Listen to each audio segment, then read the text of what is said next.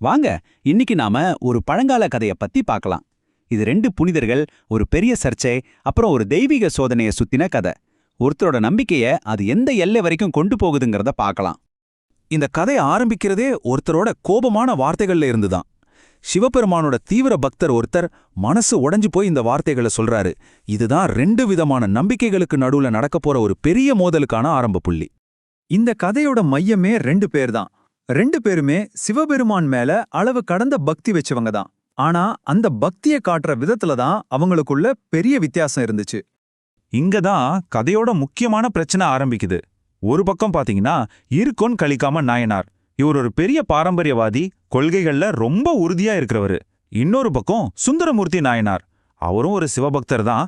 ஆனா அவர் என்ன பண்ணிட்டார்னா, அவரோட மனைவி பறவையாருக்கும் அவருக்கும் நடந்த ஒரு சின்ன குடும்ப சண்டைய தீர்க்கறதுக்கு சாக்ஷாத் சிவபெருமானையே தூதுவரா அனுப்பிட்டாரு. இதுதான் பிரச்சனையின் ஆணிவேர். கலிகாமரை பொறுத்த வரைக்கும் இதுக்கு பதில் ரொம்ப தெளிவு. ஒரு சாதாரண குடும்ப பிரச்சனைக்கு கடவுளையே தூது அனுப்புறதுங்கிறது தெய்வ நிந்தனை. கடவுளோட சக்தியையும் புனிதத்தையும் குறைச்சு மதிப்பிடுற மாதிரி இருக்குன்னு அவர் நினைச்சாரு. அதனால இது மன்னிக்கவே முடியாத ஒரு குற்றம்னு அவர் கொந்தளிச்சாரு. கலைக்காமரோட கோபத்தை பத்தி சிவபெருமானுக்கு தெரிய வருது. சரி, இதுல நாம தலையிடலான்னு முடிவு பண்றாரு. ஆனா நீங்க எதிர்பார்க்கிற மாதிரி பிரச்சனையை தீர்த்து வைக்க இல்ல. அதுக்கு பதிலா அதை இன்னும் கொஞ்சம் சிக்கலாக்குறாரு. சிவனோட திட்டம் என்னன்னு இப்போ உங்களுக்கு புரிஞ்சிருக்கும். இது வெறும் நோயை குணப்படுத்துற விஷயம் இல்ல, இது ஒரு பெரிய சோதனை. அதாவது அவங்க ரெண்டு பேரும் விரும்பினாலும் விரும்பாட்டியும் ஒருத்தர் நேருக்கு நேரா சந்திக்க வைக்கணும். அதுக்காக தான் இந்த ஏற்பாடு. கலிகாமரையை பொறுத்த வரைக்கும் சுந்தரர்கிட்ட இருந்து உதவி வாங்கறதுங்கிறது தன்னோட கொள்கைகளையே காட்டி கொடுக்கற மாதிரி. கடவுளையே அவமதிச்ச ஒருத்தர் கால்ல போய் விழுகிறதுக்கு இந்த கொடிய வழியோட சாகிறதே மேலுன்னு அவர் உறுதியா இருந்தாரு. அந்த நிலைமை அவருக்கு சாவை விட கொடுமையானதா தெரிஞ்சது. சரி, வாங்க அடுத்த கட்டத்துக்கு போவோம்.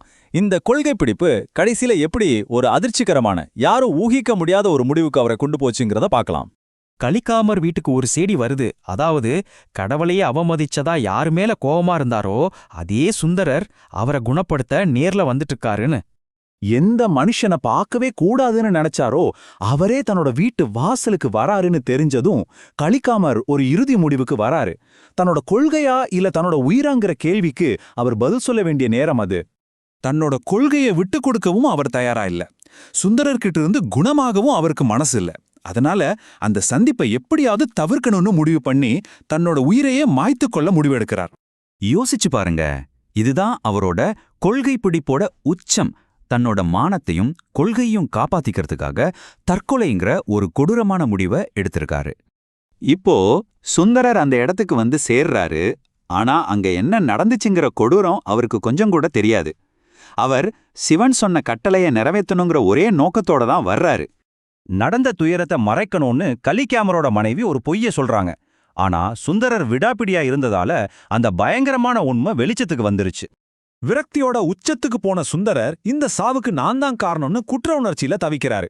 அதனால கலிகாமர மாதிரியே தானும் சாகணும்னு முடிவு பண்றாரு. ஆனா அந்த சோகத்தோட உச்சக்கட்டத்துல ரெண்டு உயிர்கள் போக போற அந்த கடைசி நொடியில இறைவன் கடைசியா தலையிடுறார். சுந்தரர் தன்னோட உயிரை மாய்க்க போற அந்த ஒரு கணத்துல சிவபெருமான் தன்னோட அருளால கலிகாமரை மறுபடியும் உயிர்ப்பிக்கிறாரு.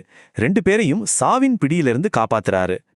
அந்த ஒரு கணத்துல அவங்களுக்குள்ள இருந்த கடுமையான கொள்கைகள், தப்பா நினைச்ச செயல்கள், கோவம், பகைமை எல்லாமே மறைஞ்சு போச்சு.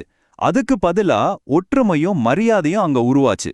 கலிகாமரோட கதை நம்மகிட்ட ஒரு பெரிய கேள்வியை விட்டுட்டு போகுது. உறுதியான கொள்கைக்கும் அபாயமான பிடிவாதத்துக்கும் நடுவில் இருக்கிற மில்லிய கோடு எது? இது இந்த கதையை தாண்டி இன்னைக்கும் நம்ம எல்லாரையும் யோசிக்க வைக்கிற ஒரு முக்கியமான கேள்வி.